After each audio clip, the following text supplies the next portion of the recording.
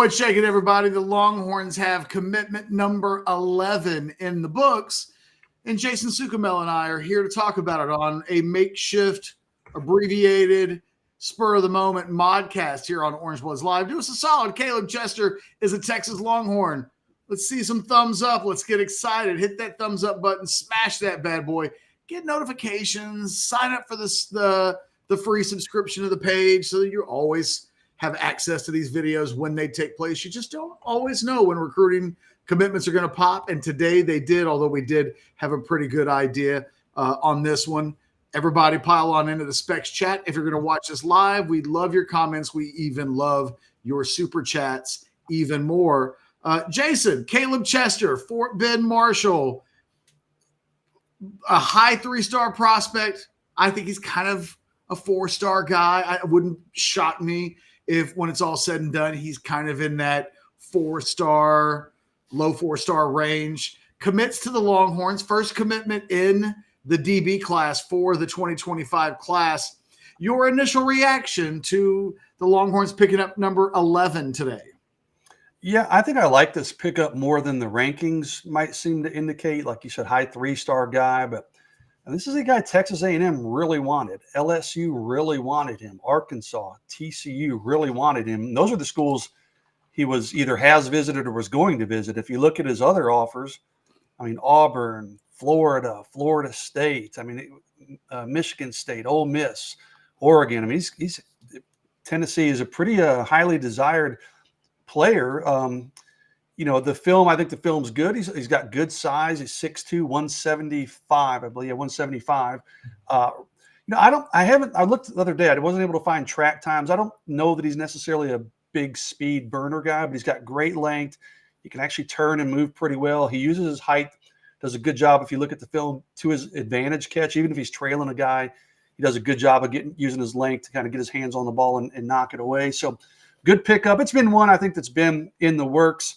He visited Texas in early April on an unofficial visit, and it wasn't one of those weekends where they had a big group of people in, right? He came in, I think it was like on a Monday on his own, and I talked to him, I don't remember if it was that day or the next day or whatever, and it was pretty obvious to me that Texas was in a really good spot for Caleb Chester. He wanted to study business. The Macomb School of Business was a big influence to him. He comes in on his official visit this last weekend. He told me, and I put this on Orange Bloods now that he's committed, he actually, he's doing his official visit. Saturday night, he's in the hotel room. He's talking to his parents, and they all agreed on Saturday night, like, hey, dude, this is it. Let's just commit. Let's be done with it. This is where you want to be. This is a great spot for you. So he made the decision on Saturday night, told Sark on Sunday before he left town, before he left Austin, and made the commitment official. And here we are this afternoon, Tuesday afternoon, and official word gets out. So he is the 11th member of the Texas Longhorn 2025 recruiting class. Jason, you and I aren't always in lockstep on every single thing that we talk about, but I think this is one where you and I are in almost unanimous agreement here with regards to how we view him. If you look at Chester, he's a starter kit for what the Longhorns want at cornerback. You see the height at 6'2", he's a big kid in terms of that height is legitimate. You can take a look at the picture that he took with him and Sarkisian on the visit to get a real sense of, okay, so like he's 6'2", and not one of these where he's really 5'11" and a half. But when he puts on shoes or cleats or something like that, it almost makes him 6'1". So why not 6'2"? And he's got the size. I think the cover skills he's so natural in coverage that, he doesn't come across as the most explosive guy on film, and he hasn't yet as a player really turned into the type of playmaker that if you were to pop on his huddle film, you'd go, oh, this guy could win the Thorpe Award. All he's doing is intercepting passes and returning them for touchdowns, and kind of, it doesn't have a lot of wow to it, but you can see the makings. If you watch that kid's film, and then I tell you, no, that this was actually film of a guy from a few years ago, and he's a starter at Ole Miss, or he's a starter at LSU, or a starter at Texas, you can see the makings of a guy that can, I think, emerge into that type of player. I think he needs a few more seasons of seasoning. He's probably not a guy that at this point I look at and go, oh, yeah, next year he might compete for playing time. It's also a really deep and young, talented pool of defensive backs that the Longhorns have recruited. So there shouldn't be a lot of pressure on him to come in and have to play right away. If he can, that's a bonus. If he needs a redshirt year and then maybe just a little bit more time to marinate and kind of get ready to become a heavy lifter on a top 5, top 10 type of team, the bar's really high.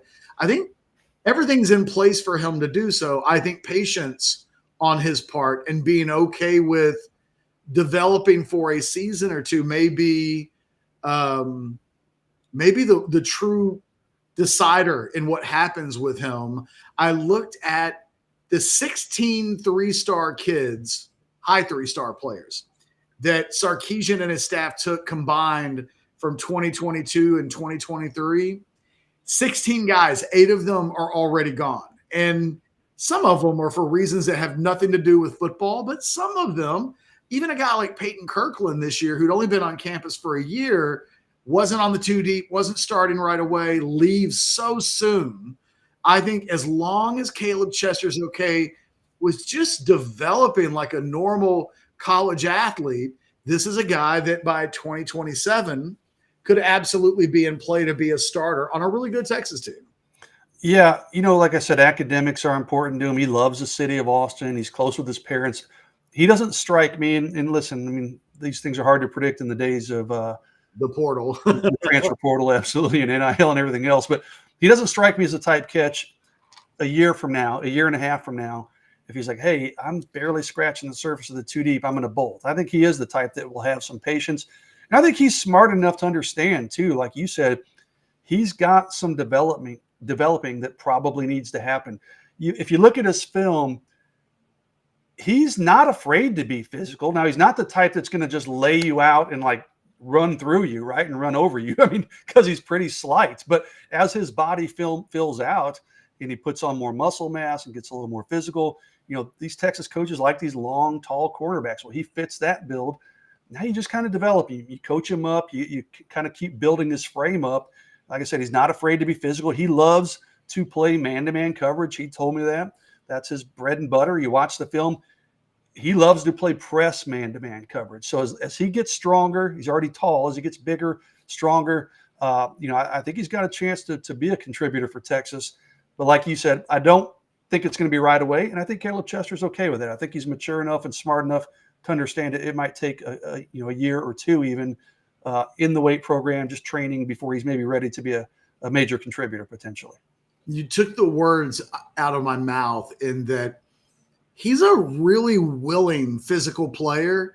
He's just not real strong yet. Yeah. So what do you see when you see a guy who isn't physically as developed as he's, I think, going to be when he's trying to be physical? It looks like a slender kid. He's not throwing his body around yet with reckless abandon. And yet when you watch his film, he makes every intention of getting involved in the action. And I think that sometimes is really the real test when we talk about tackling and a cornerback. Does he want to tackle? Yes. Can he get better at it? Absolutely. And I think that's part of his overall development. And again, he kind of reminds me of a guy that would end up at a TCU. He's got a little bit more of a recruiting profile. I think there's a good chance. I have him at 67 in the state. And if I'm not mistaken, my cutoff point for 4 stars was 65. So he's right there. Yeah. Right there. He's literally the second name on my 3 stars list behind where my cutoff point was. And, I would love to see him as a senior, see just how much progress he makes. Sometimes his physical development stuff starts to happen. It's sometimes easy to forget. He could have been 16, 17-ish. What does it look like once he starts to just become a little bit, one more step closer to being a little bit of a young man instead of a young kid? So I think this is a guy that's got a lot of upside and is exactly the kind of guy that if he goes to a place that really has a reputation. You know, the thing is, you come to Texas, and all of these guys have it in their head. Got to play right away. Got to get on the field. I'm a failure if I don't in a lot of ways. I know it sounds crazy to say that, but what the hell could Peyton Kirkland have been thinking 1 year on campus as an offensive lineman? What were his expectations exactly? But a lot of these guys will go to a TCU and they just develop for a couple of years. And then right around their third season, they're starting, they're playing at a high level. They're suddenly on an NFL radar. That's the recipe for Chester, in my opinion, is that he can't be on the Malik Muhammad like set of expectations. Who ironically was his player host, and he's got a good relationship with Malik Muhammad. But I think physically they've got a lot in common. I think Malik's a little further physically developed than Caleb Chester is. A little more twitchy, probably, you could say. He's definitely more twitchy, but from a comfort and coverage standpoint with the size, that's where I think Muhammad's a much bigger playmaker. I mean, there are pieces of things that we've talked about with Chester that a guy like Muhammad has. What's the difference between a Malik Muhammad and a Caleb Chester at the exact same time? Well, Malik Muhammad would wow you. Malik Muhammad would have a real highlight tape. You know, you look at Chester, and the thing that you come away with is, you know, he's really good in coverage and comfortable. And you don't see the playmaking skill yet, but you can see hands on the football, but I don't remember seeing him actually like secure. Well, and a lot of his stuff, the ball doesn't even get thrown towards him. That he's good enough in coverage that he's not even soliciting throws from quarterbacks who want to come his way. Again, there's a lot there to like. There's an overall athletic explosiveness component that a guy like Muhammad has an edge in, playmaking.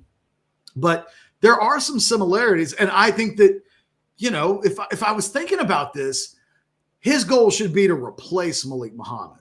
So Hamid's a sophomore this year. He's a junior next year. You would expect that Muhammad's probably a 3-year player. It's possible that he would stick around for 4, but if you're a guy like Caleb Chester and you say, okay, well, I see myself in the mold of a Malik Muhammad, then you're thinking not necessarily, he probably is not thinking red shirt, but he's probably thinking year 2, Muhammad's gone. I should be competing for that job. And you know what? In reality, that will probably be his goal, because if you're Caleb Chester, if I'm putting myself in the brain of, and I know there's multiple cornerback spots and it's not as narrow as there's only one position on the field for him to get on, but you can see where he would think to himself, when Malik Muhammad is gone, that job's open and I want to win it. That'll probably determine a lot of where his Texas career comes into. When he goes into year 2, if the depth chart opens up, where does he fit after or going into year 2? And if he's in the mix, if he's on the 2 deep, if he's a starter, then away we go. And if he's not, I think we know how a lot of those stories end. So from this moment forward, he's got a couple of years to get himself into that position to try to compete for a starting spot in year 2. And I think he'll make probably some decisions one way or the other at the end of the 2026 season. Yeah, and you know, I mentioned this on our the recruiting hour yesterday. He's an outside guy. Okay, that's where we project him. That's where he wants to play. But he does bring potential position versatility. Okay, we talked about this yesterday a little bit. Even when he was on his official visit, he talked to Coach Sark. He spent time with Terry Joseph, as you'd expect. He said he spent a lot of time with Blake Gideon too. Okay, even Pete Kwiatkowski. So, and you know, I said this yesterday. I said some of it may be a little bit just recruiting lip service, but he was told on his visit this weekend and back in April, you are the number 1 cornerback on our board. So, you know, maybe they were telling another guy that too. I don't know. But I mean, you know, I don't think this was a guy that, you know, people look at the rankings and say, oh, he's not a 4-star. He's not a 5-star. It's certainly not a reach. This is a guy that the Texas coaches really wanted. They really desired him. They targeted him. But he did spend a lot of time talking to all the coaches on the defensive staff, including Kwiatkowski and Blake Gideon. So you're right. I think cornerback is where we project him. I think that's where he wants to play. As I said, man-to-man coverage is where he thinks his strength is. He said, hey, And he doesn't care what side of the field. He's like, put me on the best receiver. I will trail him either side of the field. I don't care. I don't need to be a boundary guy. I don't need to be a field guy. I'll just put me on the best guy. And that's in high school. Maybe that's a little easier to do. You love the attitude, though. Like, that's what you want. Yeah, exactly. Love the confidence. But, I could see a scenario catch where he could potentially slide into safety if they need a big, tall, physical player, if his body fills out the way we're talking about, that can still cover at the safety position. That's what everybody wants, right? Safeties who can cover like cornerbacks. I mean, I remember Dwayne Akini used to say that all the time, going way back that far. So, I think cornerback is his future, and I think the timeline you laid out makes a lot of sense. But he could also move around in that secondary. But again, there's a lot of young safety pieces on this roster too, so he's going to have to earn it wherever he hits the field. No, I was thinking of the tech. Yes, he absolutely. You can see him playing safety. I mean, bulks up a little bit, and then you're trying to get your best players on the field, your best five. And a lot of times, I think we don't think about the safeties and the corners being interchangeable, but they could be. We've certainly seen guys, and Johnny Barron could play safety, and I think be a really good one if that's what he wanted to do. It's not the position that he wants to play, but I think if you were trying to get a little quirky with the lineups and get the best five, there are things that you can do. I think the biggest challenge that Chester will have is that the competition. It will be interesting to see how many corners they take in this class. We talked about this on the recruiting hour yesterday, that if Cade Phillips wanted to come, if Dorian Brew was like, I want to be a Longhorn, how many corners would they take in this class?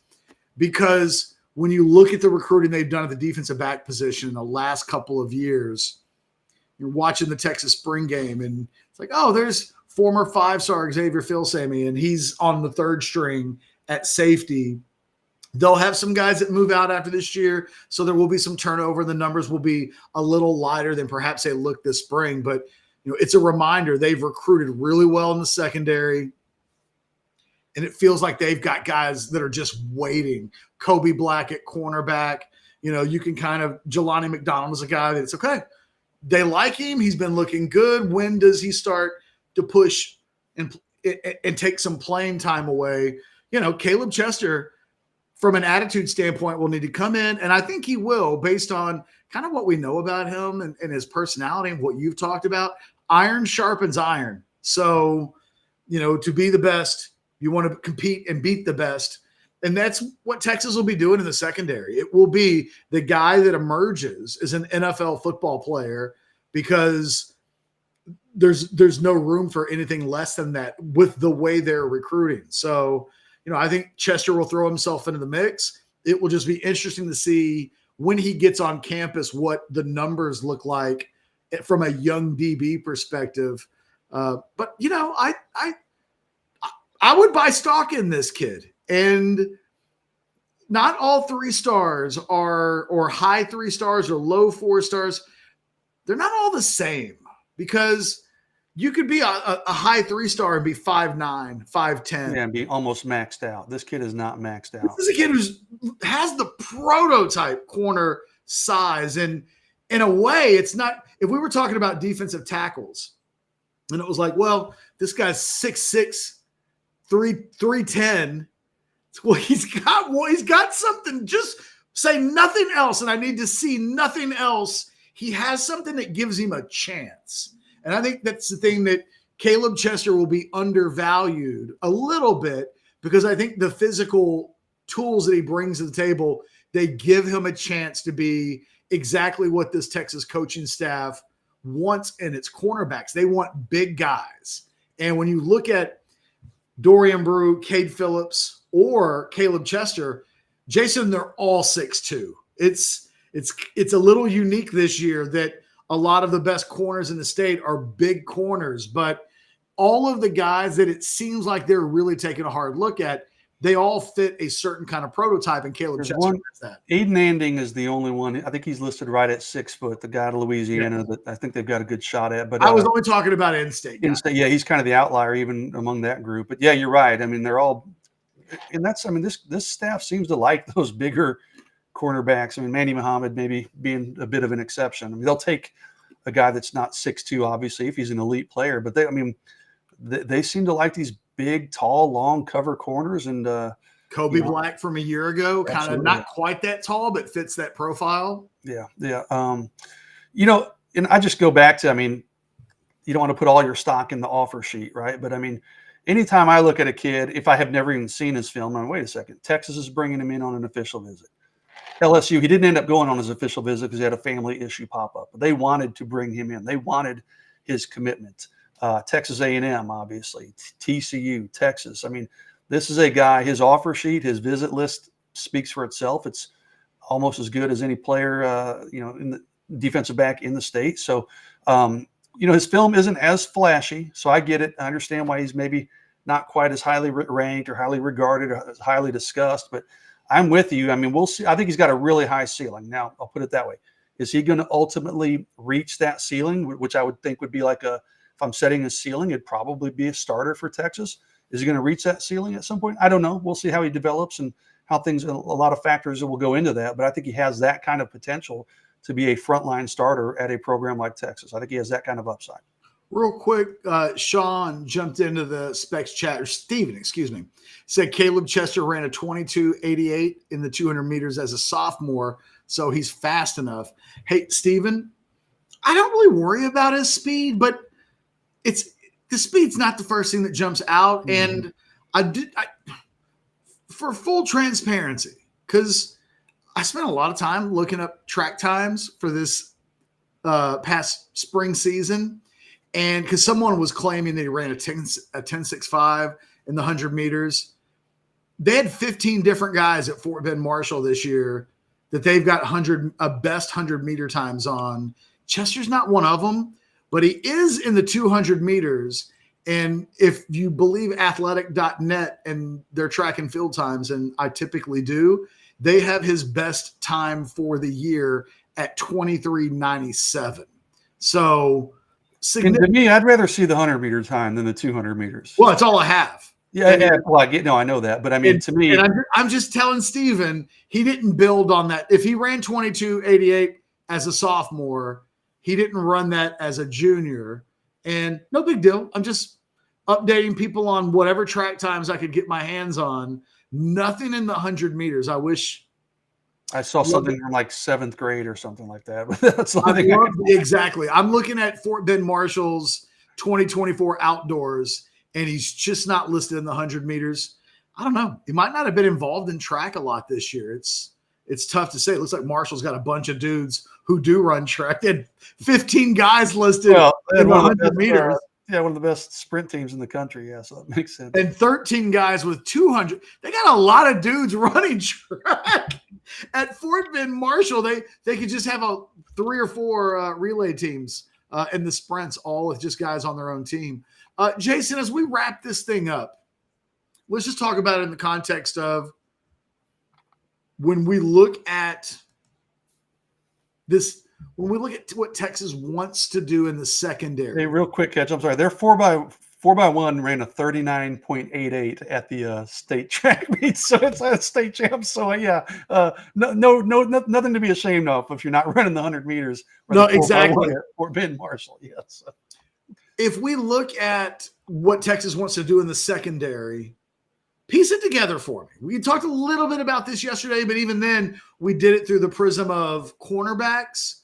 When this class is over, Caleb Chester fits in how on the DB class that these coaches would like to put together? I'll go figure them out. I can't pull up their offer sheet. You're talking about like who would I predict to be in this? Yeah. What do we think happens from here? Okay, let's just go down this list here. I think I mentioned Aiden Anding. He's a guy we haven't talked about a ton, but he is going to visit next weekend. I think Texas might be the team to beat there. We'll see if the Caleb Chester commitment kind of maybe changes some things. Dorian Brew, I'm just having a hard time predicting him in this class. And part of that's because he's damn near impossible to get information on and update. I've talked to his coach, and he doesn't know a lot. I actually emailed with Dorian's mom last week, and I'm trying to find out if he's coming to Texas this week and haven't had a response there. So I think Dorian Brew could fit in that group, but I'm just having a hard time penciling him in just yet catch. So they got Dijon Lee's a highly ranked player out of California. He's actually visiting tomorrow, but I don't think Texas will be involved there. I do think Cade Phillips, and Cade Phillips is kind of a corner slash safety. So I would probably put Cade Phillips in Aiden Anding, maybe a slightly above Dorian Brew if I'm ranking them in terms of Most likely to be most Longhorns. likely. And I say that with the full understanding that I just don't have a good read on Dorian Brew. I don't know anybody who does. And every time I talk to someone, they're kind of as confused as I am. True safeties, Jonah Williams, I don't think that's going to happen for Texas. There's not a lot of true safeties. There's just not. I mean, I'm trying to look at their offer list. That's why I say some of these guys I think have some position versatility, and I don't know that they need a huge defensive back class. So I can see them getting 3, maybe 4 guys. They only lose 3. Yeah. They lose Gavin Holmes, Barron, and Makuba. And other than that, they return 13.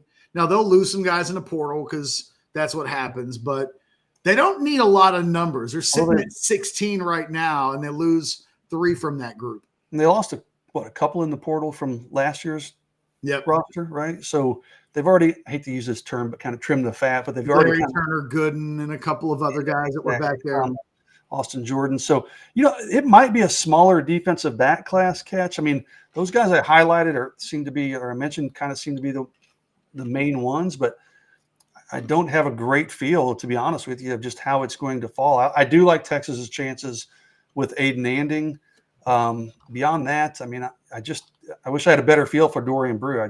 He's just a tough one to crack. His family keeps a really tight lid on information there. So he's a hard one to read, but I think they'll probably end up with a 3, maybe 4-man class at the biggest. And I think those guys I mentioned are probably the most likely. All right. Well, I don't see any super chats. Anything else in the chat? No, I think we're good. Look, why don't we do this? Guys, again, kind of I don't want to say makeshift because, well, kind of. Instead of having the full crew today, Alex couldn't make it. I don't think he's going to hit it. Anwar couldn't make it. It was just the 2 of us. It turned into a bit of a commitment special. Thanks for watching. No, Money B. The rest of the OB crew is not coming on at 4. I love it. Money B can't get enough. I love that dude, man. No, Money B. This is. We went a little bit early today when we wanted to spend the majority of the focus on the commitment. We'll be back. What is today? Tuesday. We'll be back tomorrow morning with the old-fashioned House Divided at noon. We'll have the recruiting hour tomorrow. So we'll be back to regularly scheduled content, but didn't make a ton of sense for us to do an immediate reaction breakdown of Caleb Chester's recruitment and then go live in 20 minutes and kind of undercut the video that we're literally doing right now. So thank you, Money B, for always wanting more of Orange Bloods Live. Forgive us. This is it today. Hit that thumbs up button because you like that Texas got a commitment and you like Caleb Chester and you want to show Caleb Chester should he stumble upon this video. A bunch of Texas fans watched it and were excited about it. I'm going to say this again, Getch. I say it a lot and people might get sick of hearing it. Really fun. I mean, Texas fans will like this guy. He's a high character guy. He is just yes sir, no sir, just good kid. I think he'll represent the school well away from the field too. So, I deal with a lot of players who you don't hear me say that about. So it's nice to highlight the ones that I truly feel that way about. So, good player, but I think he's a really good kid that Texas fans will really want to get behind once they get to know him. Maybe we'll try. We'll try to get him on the recruiting hour at some point. You literally read my mind. I was going to tell you reach out and see if there's a good time tomorrow, whether it be in the recruiting hour or even in the noon show. If there's anything that works out with him, it sounds like he's a guy that we should get on Orange Bloods Live and let everybody get to know a little bit about. So stay tuned. We may have that tomorrow. It just kind of depends on whether or not Caleb has the availability in his schedule. But for today, for myself, for Jason Sukamel, for the wonderful people at Specs who sponsor the chat and are vital to our success over at Orange Bloods Live. Thanks for watching. We will talk to you tomorrow. Unless there's a breaking commit before the end of the day, you just never know. We'll talk to you.